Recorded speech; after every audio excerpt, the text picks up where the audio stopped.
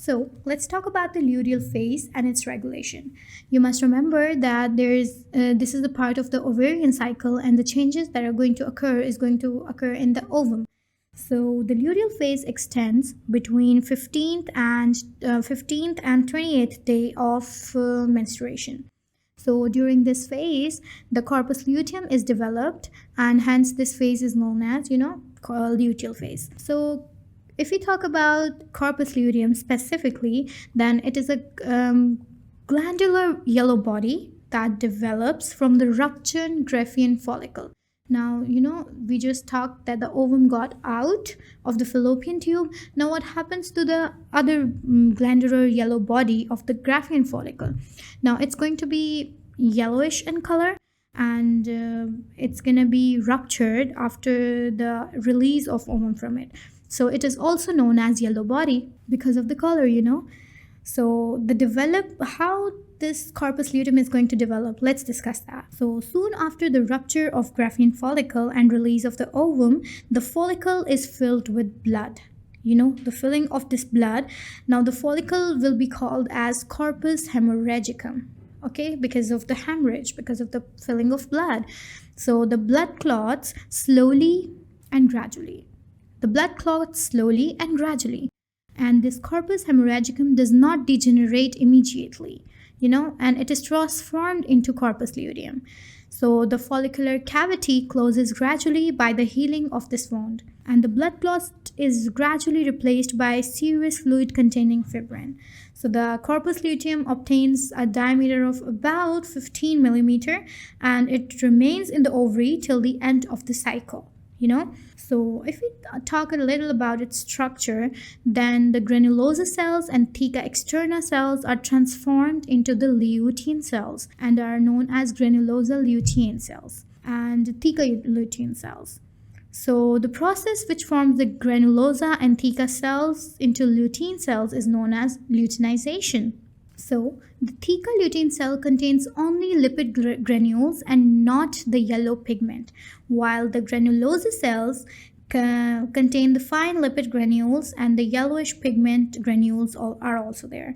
The yellowish pigment of granules give the characteristic yellow color to the corpus luteum, So that's why it's known as yellow body. The follicular cavity is greatly reduced with irregular outline, and it is filled with the serous fluid and remnants of blood clot. Let's talk about the function of corpus luteum. So what happens is that it's responsible for the secretion of hormones and maintenance of pregnancy.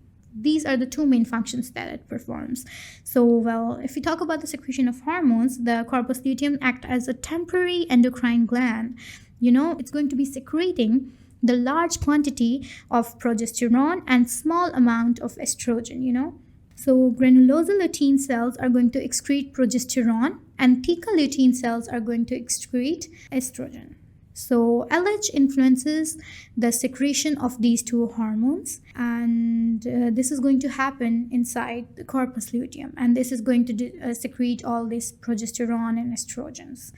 So what happens in the maintenance of pregnancy, that if the pregnancy occurs, corpus luteum remains active for at least 3 months, and after that until the development of placenta. So the hormones secreted by corpus luteum during this period maintain the pregnancy. And abortion is going to occur if the corpus luteum becomes inactive or removed before 3rd month of pregnancy. So the corpus luteum is like a maintenance, or is like a balance for the maintenance of pregnancy.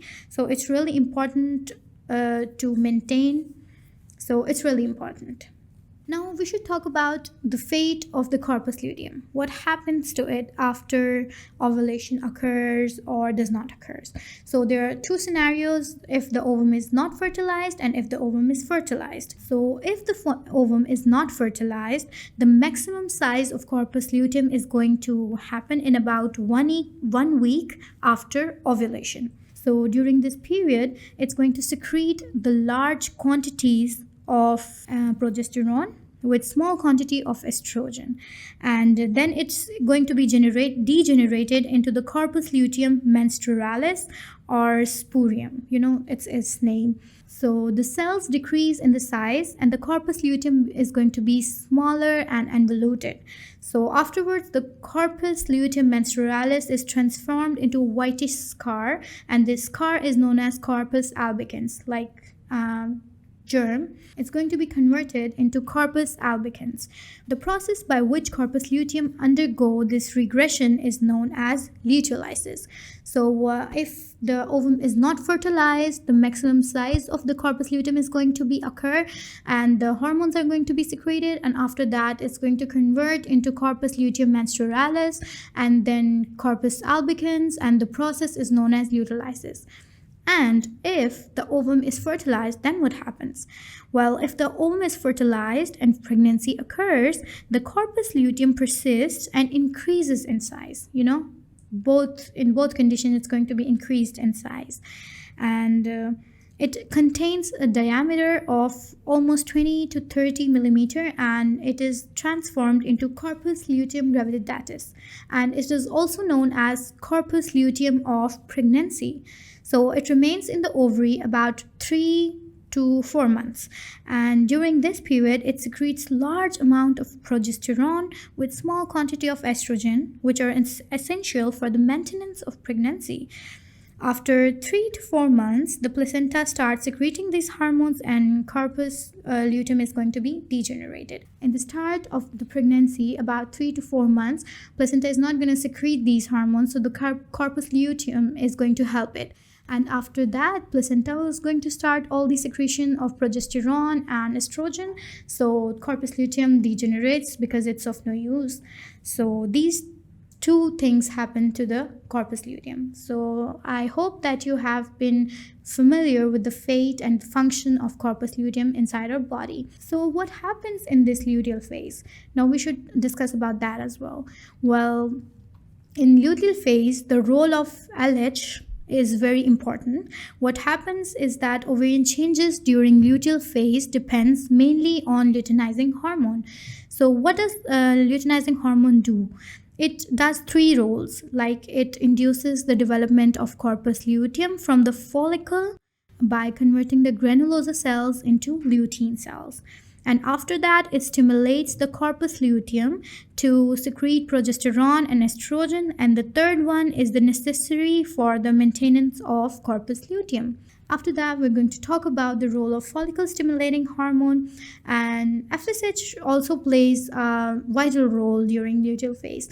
So two major things that it does is that maintain the secretory activity of corpus luteum, and secondary, it's going to stimulate lutein cells to secrete inhibin, which in turns inhibit FSH secretion. So if the ovum is not fertilized, or if implantation of ovum does not take place, the changes in the level of the hormones produce some effect on corpus luteum.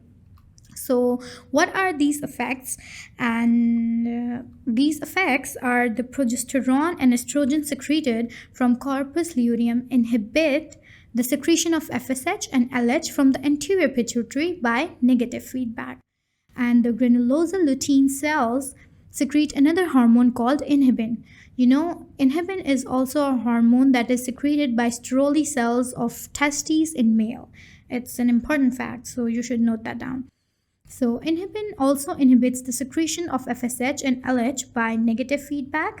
And in the absence of FSH and LH, the corpus luteum is going to be inactive. And finally, the corpus luteum regresses by means of luteolysis, so progesterone and estrogen are not going to be available. So the absence of progesterone and estrogen induces the secretion of GnRH. And this secretion of GnRH from hypothalamus is going to stimulate the secretion of FSH and LH from anterior pituitary.